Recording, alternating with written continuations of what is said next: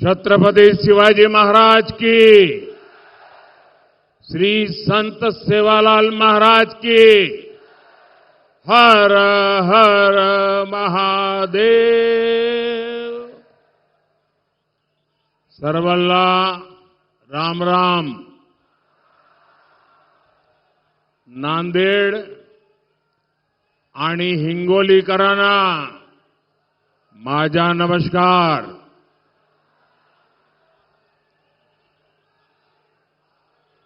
26 एप्रिलची तयारी झाली ना?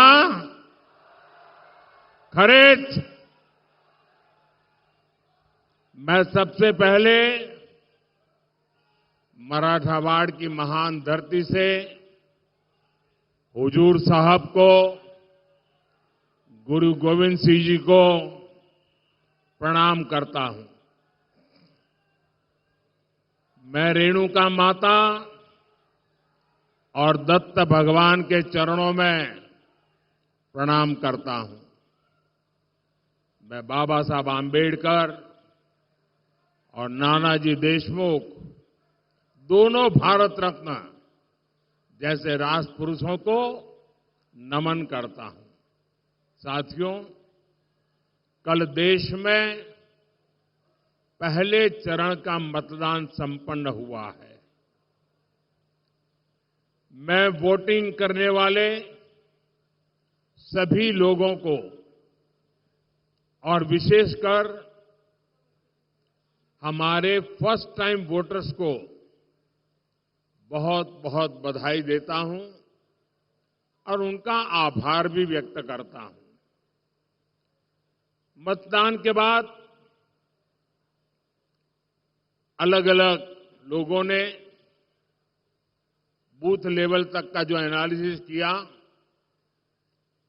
और जो जानकारियां मिल रही है, उसे विश्वास पक्का हो रहा है कि पहले चरण में एनडीए के पक्ष में एक तरफा मतदान हुआ है।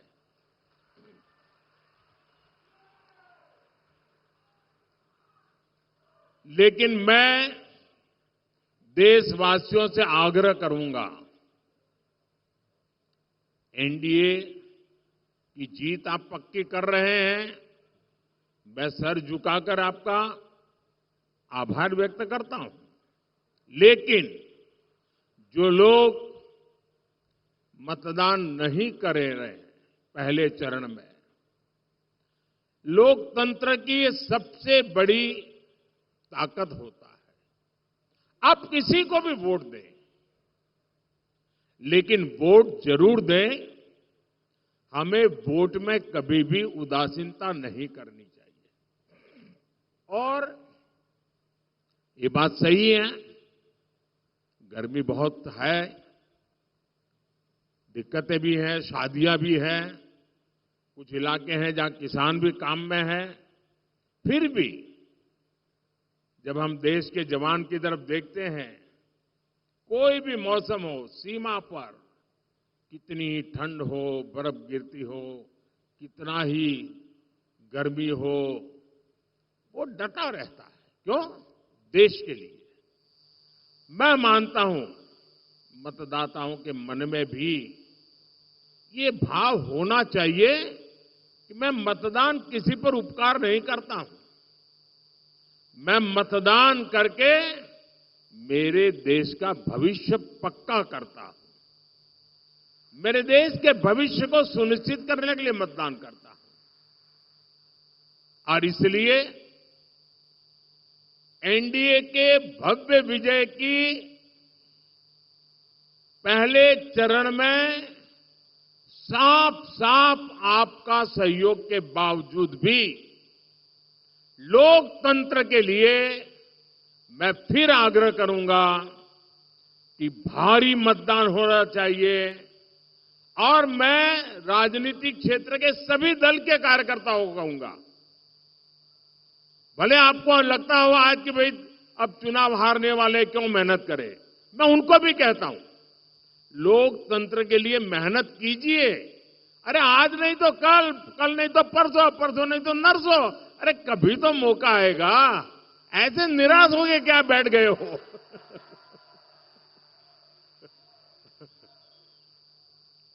और इसलिए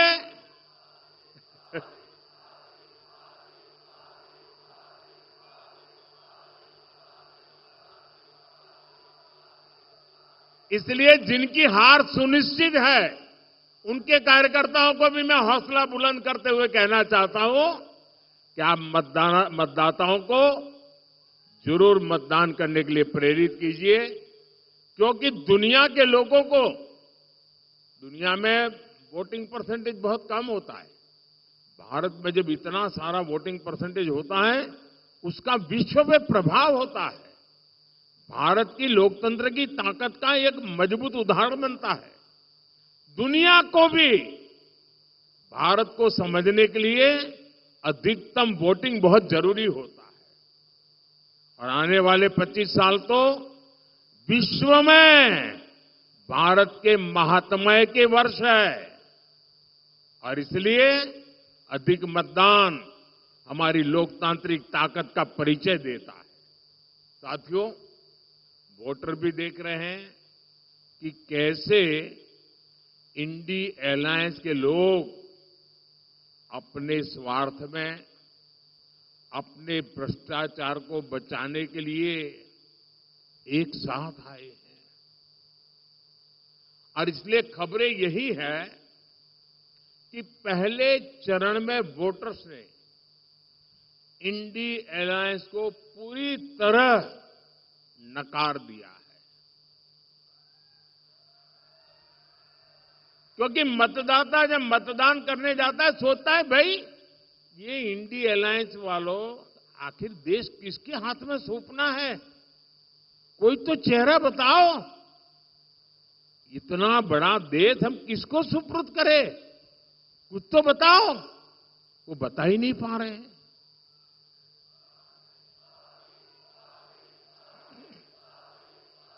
ये लोग दावे जो करें, लेकिन सच्चाई यही है कि चुनाव की घोषणा से पहले से ही कांग्रेस के नेता अपनी हार मान चुके हैं। और इसलिए कुछ नेता जो लगातार लोकसभा में जीत करके आते थे, इस बार आपने देखा है वो लोकसभा का चुनाव छोड़ करके राज्यसभा के रास्ते से अंदर जाके बैठ गए हैं। चुनाव लड़ने की हिम्मत नहीं रही है जी। हालात ये है कि इंडिया अलायंस वालों को इस चुनाव में लड़ने के लिए उम्मीदवार तक नहीं मिल रहे हैं। ज्यादातर सीटों पर इनके नेता प्रचार ही नहीं करने जा रहे हैं। और आप जानकर के हैरान हो जाएंगे, इस देश की करीब करीब 25% सीटें ऐसी हैं, 25%, जहां ये इंडी अलायंस के लोग अंदर अंदर एक दूसरे के खिलाफ चुनाव लड़ रहे हैं। अब वो किस प्रकार की बातें करते हैं जी? कोई कल्पना कर सकता है, चलो भाई एक आध दो में गड़बड़ हो जाए वो तो समझ सकते हैं। 25% सीटें ऐसी है इस देश के लोकसभा की जिसमें ये जो अपने आप का गठबंधन का क्लेम करते हैं, वो आपस में चुनाव लड़ रहे हैं, आपस में एक दूसरे को जेल में डालने की बातें कर रहे हैं, आपस में एक दूसरे पर आरोप लगा रहे हैं। क्या ऐसे लोगों पे भरोसा कर सकते हैं? क्या ऐसे लोगों पे भरोसा कर सकते हैं? जो अंदर अंदर भरोसा नहीं कर सकते हैं, उस पर आप भरोसा कर सकते हैं क्या? देश भरोसा कर सकता है? जो आज साथ होने के बाद भी 25% सीटों पर लड़ते हैं, तो अगर उनको थोड़ी सीटें पार्लियामेंट में मिल गई तो अंदर भी वो तूफान करेंगे। और इसलिए इस चुनाव में इनको सबक सिखाना बहुत जरूरी है भाइयों। और देखिए, आप कांग्रेस का ये परिवार, आपको आश्चर्य होगा, आजादी के पहली बार स्थिति ऐसी बन रही है कि कांग्रेस का परिवार इस चुनाव में कांग्रेस को वोट नहीं देगा। खुद कांग्रेस को वोट नहीं देगा। ये हाल है इनका, क्योंकि जहां वो रहते हैं वहां कांग्रेस का उम्मीदवार ही नहीं है। अब ये ऐसी स्थिति कभी सोची है आपने कांग्रेस की कि जिस परिवार के भरोसे कांग्रेस चलती है वो परिवार खुद कांग्रेस को वोट नहीं दे पाएगा। साथियों, आप देखिएगा 4 जून के बाद इंडी गठबंधन आज जो 25% सीटों पर बिखरा है, लड़ाई अंदर अंदर लड़ रहा है, 4 जून के बाद वो 100% एक दूसरे के कपड़े फाड़ने वाले हैं, एक दूसरे के बाल नोचने वाले हैं।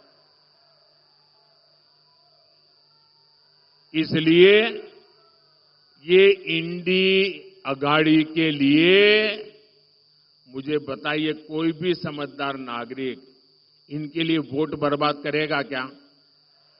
कभी भी वोट बर्बाद करेगा क्या? और मैं तो मतदाताओं को कहता हूं, आइए जी भर करके एनडीए को वोट दीजिए, पूरी ताकत से वोट दीजिए।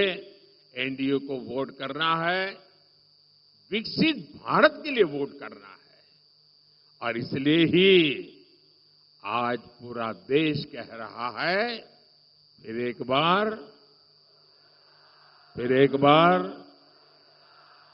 बार, साथियों, कांग्रेस गरीब, दलित, वंचित, मजदूर, किसान के विकास के सामने हमेशा दीवार बन के खड़ी है। आज भी एनडीए सरकार गरीब के लिए कोई काम करती है तो कांग्रेस उसका मजाक उड़ाती है। आजादी के 6 दशकों बाद पहली बार हमने करोड़ों गरीब महिलाओं को शौचालय देने का अभियान शुरू किया। तब कांग्रेस और इंडिया अघाड़ी वाले लोग उसका मजाक उड़ाते थे। मैंने 50 करोड़ से ज्यादा गरीबों के पहली बार बैंक खाते खुलवाए।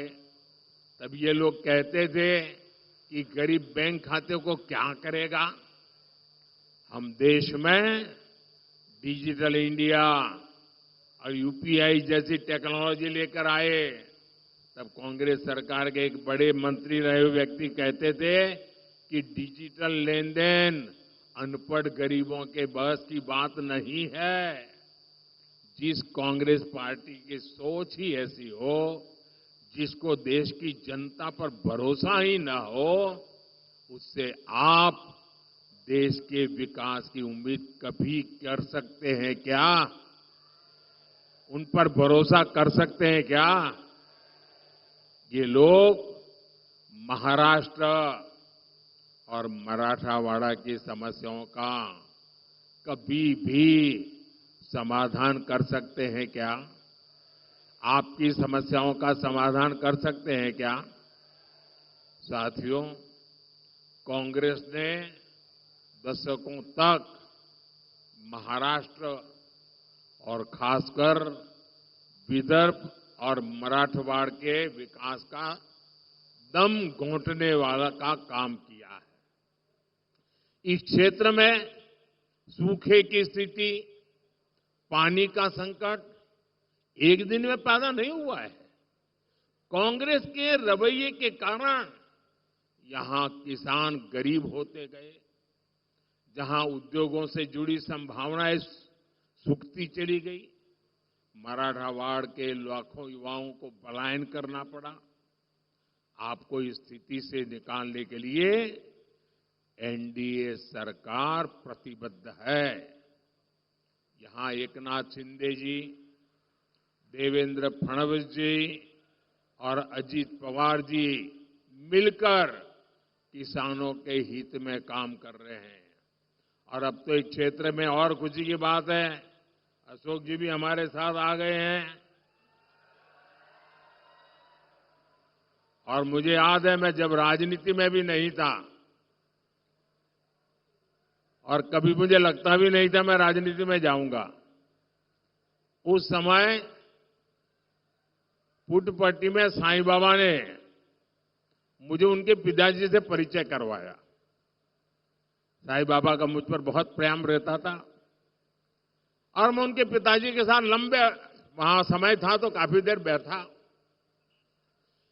इतने उच्च पदों पर रहने के बावजूद भी राजनीतिक जीवन में इतना लंबा सफल कैरियर रहने के बाद मैंने उनकी जो नम्रता, मैं तो बहुत छोटी आयु का था, सामान्य, मेरे राजनीति से कोई लेना देना नहीं था, लेकिन जिस प्रकार से प्यार से उनसे बातें करने का सौभाग्य मुझे मिला वो मैं कभी भी भूल नहीं सकता हूं। मैं हमेशा उनके व्यवहार में से आज भी कुछ न कुछ सीखने की कोशिश करता हूं और उनका पूरा परिवार आज हमारे साथ है। हम नांदेड़ के 80% से ज्यादा घरों में नल से जल आने लगा है। सिंचाई की समस्या के समाधान के लिए अपर पैन गंगा प्रोजेक्ट पर काम चल रहा है। यहां के किसानों को इसका बड़ा लाभ मिलेगा। हमारी सरकार ने फसल बीमा योजना के तहत किसानों को प्रीमियम से 5 गुना ज्यादा क्लेम दिलवाया है। किसान सम्मान निधि के तहत अकेले नांदेड़ के किसानों को ही 1300 करोड़ रुपए से ज्यादा मिले हैं। इस क्षेत्र में तो ज्वार, बाजरा बहुत होता है। हमारी सरकार ने इस मोटे अनाज को पूरे देश में एक पहचान दी है। उसके लिए पहचान दी है श्री अन्न। चाहे ज्वार हो, बाजरा हो, वो श्री अन्न का के साथ पहचाने जाए।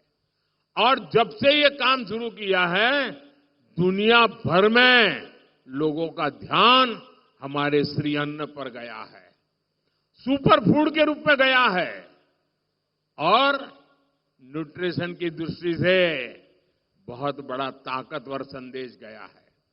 और इसका भी बड़ा लाभ नांदेड़ के किसानों को मिलना तय है। साथियों, कांग्रेस के दिए हर जख्म का इलाज करना ये मोदी की गारंटी है। इस क्षेत्र को शक्तिपीठ एक्सप्रेस वे और समृद्धि महामार्ग जैसे वर्ल्ड क्लास रोड्स मिली है। लातूर की रेल कोच फैक्ट्री का लोकार्पण करने का सौभाग्य मुझे ही मिला था। उड़ान योजना के तहत नांदेड़ एयरपोर्ट को भी फिर से शुरू कर दिया गया है। पीएम आवास योजना के तहत यहां हजारों गरीबों को पक्के घर भी मिले हैं। आयुष्मान योजना के जरिए 3 लाख से ज्यादा लोगों को मुफ्त इलाज की सुविधा मिली है। लेकिन इन 10 वर्षों में जो काम हुआ है वो तो अभी ट्रेलर है। अभी तो हमारा बहुत समय कांग्रेस के गड्ढों को भरने में गया है। अगले 5 वर्षों में हमें मराठावाड़ और महाराष्ट्र को बहुत आगे लेकर जाना है। साथियों, नांदेड़ की ये धरती सिख गुरुओं के चरणों से पवित्र हुई है। खालसा पंथ की गुरु परंपरा और गुरु गोविंद सिंह जी की सीख हमेशा हमारी सरकार के लिए प्रेरणा रही है। बीते 10 वर्षों में हमने सर्वदा भला के रास्ते को मानकर लोक कल्याण के लिए काम किया है। हमारी सरकार को गुरु नानक देव जी का 550वां प्रकाशोत्सव मनाने का, गुरु तेग बहादुर जी का 400वां प्रकाश पर्व मनाने का, गुरु गोविंद सिंह जी का 350वां प्रकाश पर्व मनाने का सौभाग्य मिला। करतारपुर कॉरिडोर का काम पूरा होने के बाद लाखों श्रद्धालुओं को वहां के दर्शन में मदद मिल रही है। लंगर को टैक्स फ्री करने का निर्णय हो या हरमंदिर साहब के लिए एफसीआरए की अनुमति हो, हुजूर साहब और हेमकुंड साहिब के दरबार तक बेहतर इंफ्रास्ट्रक्चर का इंतजाम करना हो, एनडीए सरकार ने सिख परंपरा से जुड़े हर तीर्थ के विकास के लिए पूरी शक्ति और पूरी भक्ति से काम किया है। यह हमारी ही सरकार है जो अफगानिस्तान से वहां जब संकट आया, निर्दोष लोगों की हत्याएं होने लगी, हमारे धर्म स्थानों पर हमले होने लगे, तब अफगानिस्तान से गुरु ग्रंथ साहब के पवित्र स्वरूप को पूरी सुरक्षा और मान मर्यादा के साथ हम अफगानिस्तान से भारत ले आए। ये हमारी ही सरकार है जो बंटवारे के पीड़ितों के लिए सीएए लेकर आई। सीएए ना होता तो हमारे सिख भाई बहनों का क्या हुआ होता? जो अफगानिस्तान से आए हैं उनका क्या गुनाह है? लेकिन कांग्रेस इसका भी विरोध कर रही है। ऐसा लगता है 84 का बदला कांग्रेस सिखों से अब तक ले रही है। साथियों, हमारी सरकार जो कहती है वो करके दिखाती है। मोदी की गारंटी यानी गारंटी पूरे होने की गारंटी। मोदी ने गारंटी दी थी कश्मीर को आर्टिकल 370 से मुक्ति मिलेगी। आर्टिकल 370 आज इतिहास बन चुका है। मोदी ने गारंटी दी थी 3 तलाक खत्म होगा। आज मुस्लिम बहनों को 3 तलाक से मुक्ति मिल चुकी है। मोदी ने गारंटी दी थी देश की अर्थव्यवस्था को गड्ढे से निकालेंगे। आज भारत दुनिया की 5वीं सबसे बड़ी अर्थव्यवस्था है। अब मोदी की गारंटी है भारत दुनिया की 3री सबसे बड़ी अर्थव्यवस्था बनेगा। और आप सब देख रहे हैं आज अयोध्या में रामलला का भव्य मंदिर बनकर तैयार है। लेकिन ये इंडिया गाड़ी वाले क्या कर रहे हैं?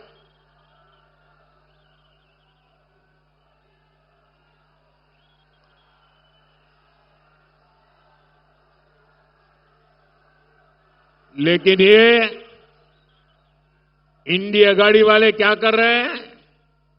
ये लोग सनातन को गाली दे रहे हैं। ये लोग राम मंदिर प्राण प्रतिष्ठा का बहिष्कार करने को सही ठहरा रहे हैं। ये लोग राम मंदिर में पूजा अर्चना को पाखंड बताकर हमारी आस्था का अपमान कर रहे हैं। क्या ये माफ करने योग्य है क्या? ऐसे लोगों को माफ किया जा सकता है क्या? साथियों, मराठवाड़ केवल एक इलाका नहीं, ये हमारे भारत का सुरक्षा कवच है। मुगल आए, अंग्रेज आए, लेकिन मराठा शौर्य ने ये सिद्ध किया कि भारत हमेशा रहने वाला है। आज एक बार फिर विकसित महाराष्ट्र और विकसित मराठा भारत के लिए, विकसित मराठावाड़ के लिए हमें सबसे आगे खड़ा होना दिखता है। आने वाली 26 अप्रैल को आपको मराठावाड़ा के विकास के लिए नांदेड़ लोकसभा से प्रतापराव पाटिल और हिंगोली लोकसभा से बाबूराव कोहलीकर, इनको रिकॉर्ड वोटों से जिताकर मुझे मजबूती करनी है। ये दोनों उम्मीदवार आपके सांसद बनकर संसद में मोदी को ताकत देंगे और इसके लिए आपको कुछ काम करना है, करेंगे। आपको कुछ काम करना है, करेंगे। एक, आपके बूथ में मतदान के पुराने सारे रिकॉर्ड टूटने चाहिए।